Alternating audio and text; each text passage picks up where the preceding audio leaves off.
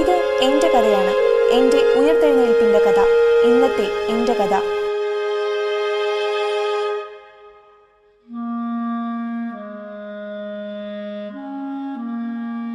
ചരിത്രത്തിൻ്റെ പല താളുകളിലും ഞാൻ ഇടം പിടിച്ചിട്ടുണ്ട്.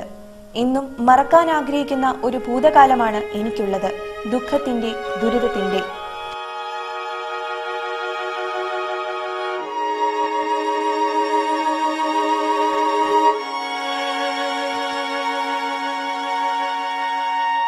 നിർധനരും നിലാരംബരമായ കുറെ മനുഷ്യജീവിതങ്ങൾ, എന്നെ പച്ചപ്പണിയിച്ച വയലോരങ്ങളുടെ ദയനീയത, എന്റെ മക്കളെ അറിവിന്റെ ലോകത്തിലേക്ക് കൈപിടിച്ചുയർത്തേണ്ട അറിവിന്റെ ശ്രീകോവിലിന്റെ ദുരവസ്ഥ, തലചായ്ക്കാൻ ഒരു തുണ്ട് ഭൂമി പോലും ഇല്ലാത്ത കുറെ മനുഷ്യജന്മങ്ങൾ തുടങ്ങി ഒരു പിടി ദുരിതങ്ങളുടെ ഓർമ്മകളാണ് എന്റെ ഭൂതകാലം.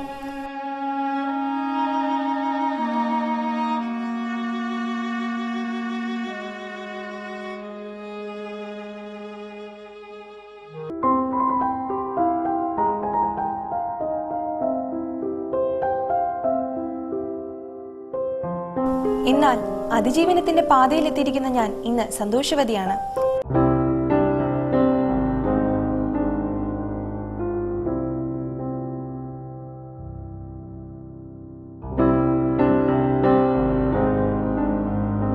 എന്നെ അതിജീവനത്തിന്റെ പാതയിലെത്തിച്ചത് എന്റെ മക്കളിൽ ഒരാളായ കോശി സാമുവലാണ്.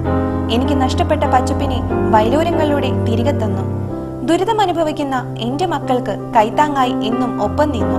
സ്വന്തമായി ഭൂമിയില്ലാത്ത അവന്റെ സഹോദരങ്ങൾക്ക് തലചായ്ക്കാൻ ഒരിടം നൽകി.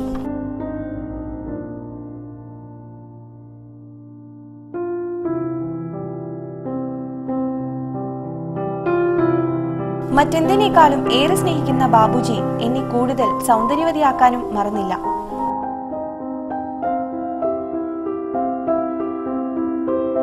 എന്നെ പോലെ തന്നെ ഞങ്ങളുടെ അക്ഷരമുത്തശ്ശിയും സന്തോഷവതിയാണ്.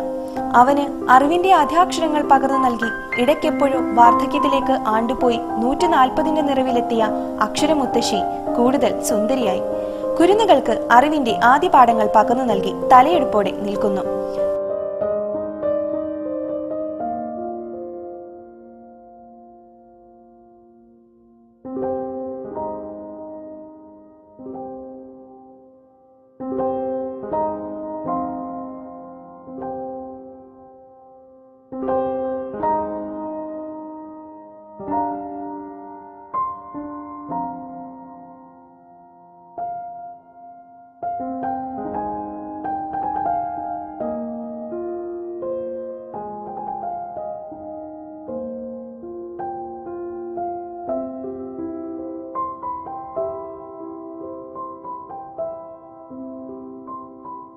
കുരുന്നുകളോടുള്ള അവന്റെ സ്നേഹവും വാത്സല്യവും പലപ്പോഴും എന്നെ അത്ഭുതപ്പെടുത്തിയിട്ടുണ്ട്.